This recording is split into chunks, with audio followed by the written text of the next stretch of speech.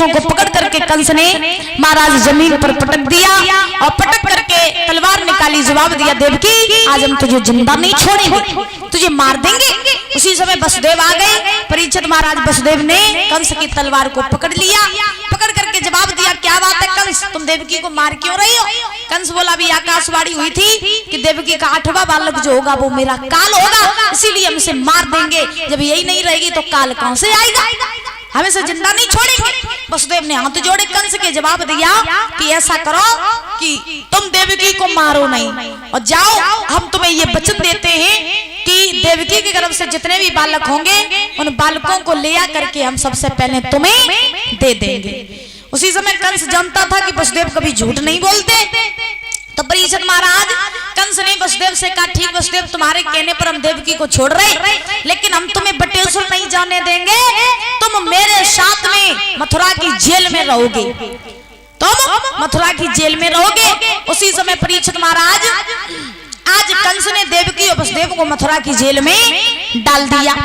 डालने के बाद में श्री सुखदेव जी समझा रहे हैं राजन परीक्षित, धीरे धीरे समय व्यतीत हुआ, जब देवकी जेल में रह रही है तो रहने के बाद में देवकी ने जेल में गर्भ धारण किया और जब गर्भ धारण किया तो परीक्षित महाराज जेल में देवकी के गर्भ से एक बालक ने जन्म लिया। जब एक बालक ने जन्म लिया देवकी ने बड़ी खुशी मनाई, बड़ी प्रसन्नता मनाई जेल में, क्योंकि पहली बार अगर काऊ मैया के गर्भ से एक बालक जन्म लेवे तो बहुत खुशी मनाते हैं लोग। तो जैसे ही देवकी के गर्भ से एक बालक ने जन्म लिया देवकी वसुदेव बड़े प्रसन्न हुए, लेकिन महाराज दिमाग में झटका लगा कि वसुदेव के ये बालक तो हमें कंस के पास में ले जाना है।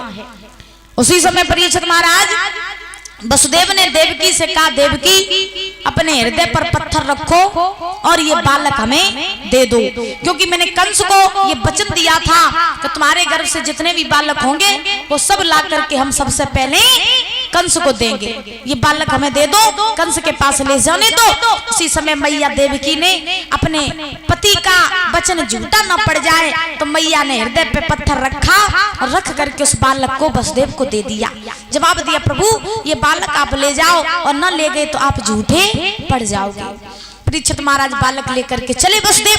चलने के बाद में पहुंच गए महाराज मथुरापुरी में जहां पर कंस रहता था। कंस के महल में जैसे ही वसुदेव जी पहुंचे तो कंस अपने सिंहासन पर बैठा हुआ तो वसुदेव को आता हुआ देखा, कंस खड़ा हो गया। कंस ने जवाब दिया आ गए वसुदेव जी?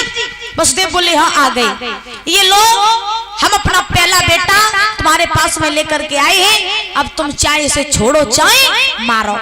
तो परीक्षित महाराज जैसे ही कंस ने उस बालक की मुख की तरफ देखा तो कंस को उस बालक को देख करके दया आ गई, और जब दया आई तो कंस कहने लगा वसुदेव जी ऐसा करो कि आकाशवाणी हुई थी तो आकाशवाणी ने ये कहा था कि देवकी का 8वां बालक जो होगा वो मेरा काल होगा, और ये तो पहला ही है तो पहले से हमें कोई डर नहीं है, तुम इसे ले जाओ।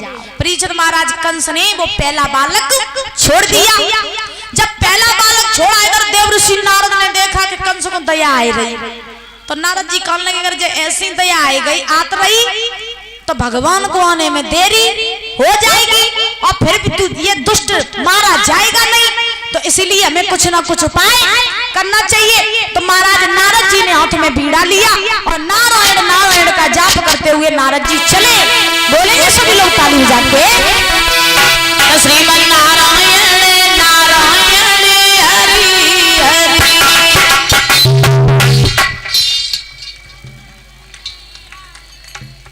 हरी हरी सब्जी होते हैं।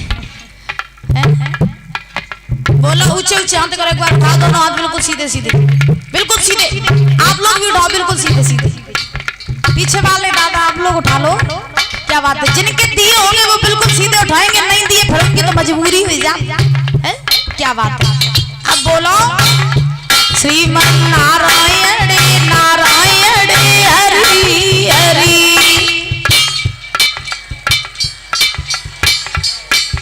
क्या बात है। श्रीमन नारायण नारायण हरि हरि।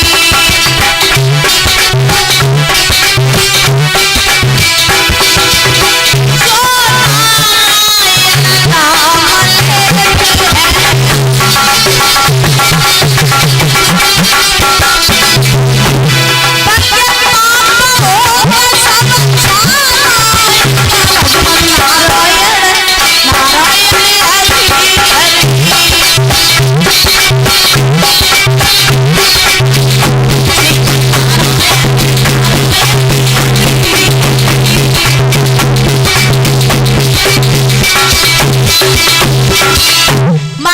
नारद जी हाथ में बीड़ा लेके चले और चलने के बाद में परीक्षित महाराज वहीं पहुंच गए जहां पर कंस बैठा हुआ था। जैसे ही कंस के पास में नारद जी पहुंचे तो महाराज कंस ने आता हुआ देखा नारद जी को तो सुंदर से आसन पर बैठा लिया। बैठाल करके महाराज कंस ने जवाब दिया, क्या बात है बाबा जी, आपका यहाँ कैसे आना हुआ? तो कंस ने जवाब, वो नारद जी ने जवाब दिया, क्या बताएं कंस, हम इधर से गुजर रहे थे तो बहुत दिन हो गए तुमसे मिले नहीं, तो आज हमने सोचा कि तुमसे मिलते चले। लेकिन जब बताओ, जब हम पहले आते थे तब तुम बड़े प्रसन्न दिखाई देते थे, लेकिन अब जब हम आए तो तुम इतने उदास क्यों हो? ये तुम्हारा चेहरा कुमलाया हुआ क्यों है, क्या बात है? तो कंस ने जवाब दिया, बाबा जी क्या बताएं, ये चेहरा हमारा इसलिए कुमलाया हुआ है क्योंकि हमें इस बात का डर है कि देवकी के गर्भ से जो 8वां बालक होगा वो मेरा काल होगा। तो बाई की चिंता में हम दिन रात पड़े रहते हैं। तो महाराज अगर तुम कुछ देर पहले और आए जाते तो देवकी को पहलो बालक आओ तो तुम बाकी दर्शन कर लेते। तो नारद जी बोले, जब बताओ वो पहला बालक है कौन? तो कंस बोला, महाराज वो पहलो बालक है तो हमने छोड़ दो। नारद जी बोले, क्यों छोड़ दिया? तो कंस बोला, आकाशवाणी हुई थी तो आकाशवाणी ने ये कहा था कि देवकी का 8वां बालक होगा वो मेरा काल होगा। और महाराज वो तो पहला था तो पहले से हमें कोई डर नहीं था, इसलिए हमने उसे छोड़ दिया। नारद जी बोले, कंस तुमने बहुत बड़ी गलती कर दी। कंस बोले, क्यों महाराज, गलती क्यों कर दी? तो नारद जी बोले कि गलती तुमने इसलिए कर दी। तो परीक्षित महाराज, नारद जी ने 8 पंखुड़ी वाला पुष्प लिया और जब पुष्प लिया तो नारद जी बोले, ये पुष्प देख रही हो? कंस बोला, हाँ देख रही है। नारद जी बोले, जब पुष्प में कितनी पंखुड़ियां हैं?